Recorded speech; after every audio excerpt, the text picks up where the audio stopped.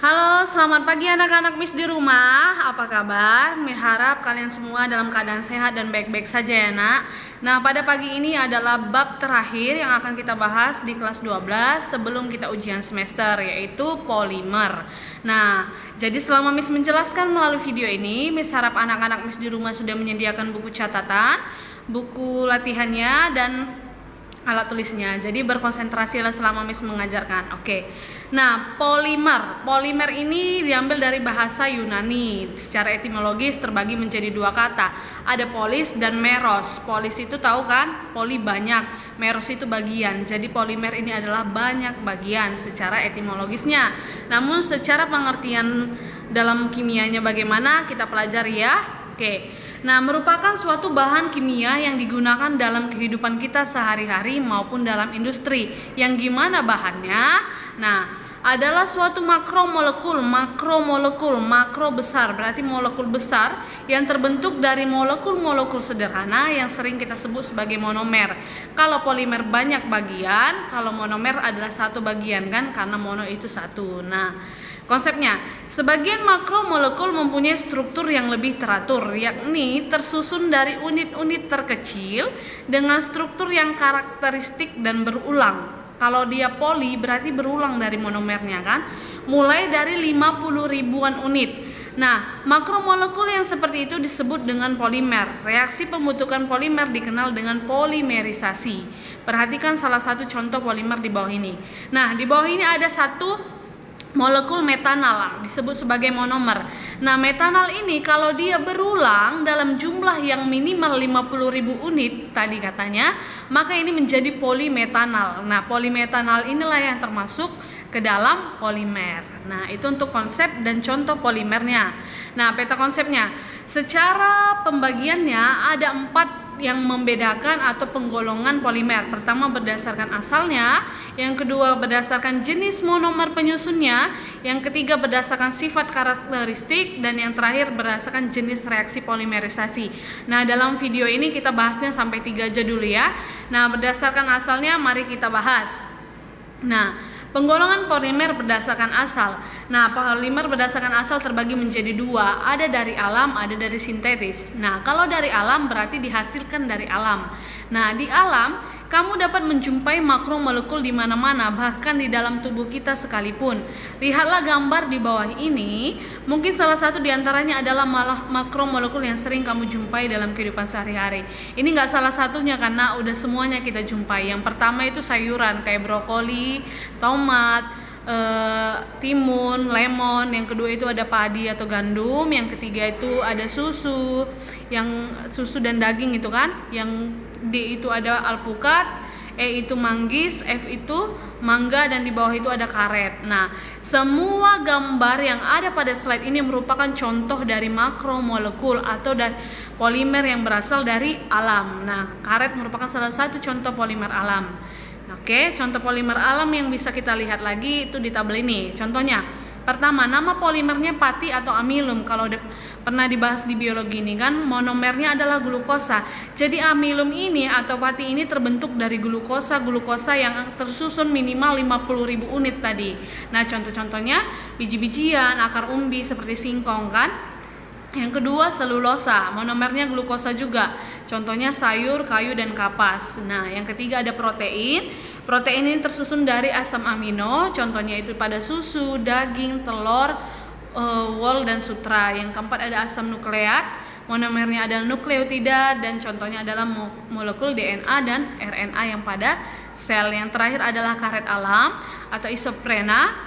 Monomernya contohnya terdapat pada getah pohon karet atau lateks. Nah, kalau polimer alam didapat dari alam, maka polimer sintetis adalah polimer buatan. Contohnya etena. Nah, etena ini membutuhkan reaksi polimerisasi menjadi polietena. Nah, polietena inilah yang sering kita jumpai dalam kehidupan kita sehari-hari. Nah, contohnya di bawah ini kan. Tadi udah dibahas, kapas, wol, karet alam, dan sutra serta karbohidrat, protein, dan lemak merupakan polimer alam. Sedangkan jaket sintetik dan alat-alat dari plastik merupakan polimer sintetis. Jadi kalau botol minum, kursi plastik, tas-tas plastik, plastik yang kita pakai kepaja atau keranjang plastik itu merupakan contoh dari polimer sintetis. Nah, jadi untuk polimer ini bukan merupakan suatu hal yang asing lagi dalam kehidupan kita ternyata ya. Dalam kehidupan sehari-hari kita juga udah banyak sekali kita pakai. Bahkan mungkin kayak cepitan rambut, pulpen, body pulpen itu merupakan contoh dari polimer. Nah, oke. Kita masuk ke dalam polimer, pembagiannya berdasarkan monomernya. Nah, berdasarkan bagiannya. Nah, berdasarkan bagian penyusunnya terbagi menjadi dua. Ada namanya homopolimer dan ada namanya copolimer. Nah, kalau homo berarti sama. Merupakan polimer yang tersusun dari monomer yang sama atau sejenis dengan struktur polimerisasi A. Nah, A ini diibaratkan monomernya. Jadi semuanya sama. Contohnya adalah PVC. PVC ini polivinil klorida yang sering dipakai di pipa. Ada protein, karet alam, polivinil asetat, polistirena, amilum, selulosa, dan teflon. Nah, teflon yang sering kita pakai untuk masak itu pun merupakan contoh dari polimer yang berdasarkan monomernya termasuk dalam kategori homopolimer. Nah, contohnya ini. Pembentukan struktur homopolimer dari polivinil klorida. Nah, monomernya adalah vinil klorida yang ini. Vinil klorida tersusun menjadi banyak bagian minimal 50.000 unit menjadi polivinil klorida. Itulah merupakan contoh homopolimer. Nah, bagaimana copolimer? Nah, kalau homo berarti sama, berarti copolimer berbeda kan? Merupakan polimer yang tersusun dari monomer yang berlainan jenis atau berbeda. Berdasarkan susunan monomernya terdapat 4 jenis copolimer. Apa-apa aja itu, Miss? Yang pertama, copolimer tidak beraturan atau acak, yaitu copolimer yang tersusun dari monomer yang berbeda dan terikat secara tidak beraturan. Nah, berarti ada monomer A dan ada monomer B. A, B, A, B, A, B. Nah, gitu. Dia teracak susunannya. Oke? Atau tidak beraturan. Yang selanjutnya adalah copolimer bergantian, yaitu copolimer yang terbentuk dari monomer yang berbeda dan bergantian secara teratur. Contohnya monomer A, monomer B, monomer A, monomer B, monomer A, B, gitu-gitu. A, B, A, B. Pergantiannya teratur, berbeda dengan yang tidak beraturan atau acak. Nah, selanjutnya adalah copolimer blok. Copolimer blok yang tersusun dari beberapa monomer dalam jumlah tertentu secara teratur. Berarti minimal 3A, baru 3B, 3A, 3B, atau 4A, 4B, 4A, 4B. Itu dia dari monomer yang sama baru disusun secara bergantian dengan monomer yang berbeda. Dan yang terlahir adalah copolimer bercabang, yaitu copolimer yang tersusun dari beberapa monomer dan monomer lain terikat secara bercabang. Nah, ini bisa kita lihat bagaimana contoh atau gambaran dari copolimer bercabangnya ya. Monomer A sebagai rantai utamanya, B-nya sebagai cabangnya. Itulah untuk pembagian copolimer berdasarkan monomernya. Oke, selanjutnya polimer berdasarkan sifat fisiknya. Nah, berdasarkan sifat fisiknya, polimer dibagi menjadi 3 jenis. Ada termoplas, ada termoset, ada elastomer. Nah, yang A itu botol minum, B sendal karet, dan yang C stop kontak. Ini merupakan contoh dari termoplas, termoset, dan elastomer. Nah, perbedaan sifat fisik dari ketiga benda ini adalah botol minuman bersifat ringan, transparan, dan tidak terlalu keras atau kaku. Sementara sendal karet bersifat lebih lunak dan bisa ditarik atau elastis, dan stop kontak bersifat kaku atau permanen dan keras. 3 contoh ini merupakan polimer berdasarkan sifat fisiknya. Nah, bagaimana perbedaan elastomer, termoplas, dan termoset? Kita lihat dalam tabel. Kalau termoplas bersifat lunak jika dipanaskan, dapat dicetak kembali menjadi bentuk lain karena termoplas memiliki banyak rantai yang panjang yang terikat oleh gaya antar molekul. Nah, sifat lainnya ringan, kuat, dan transparan. Contohnya adalah polietilen, polipropena, polietilen tereftalat, PVC, nilon 66, dan polistirena.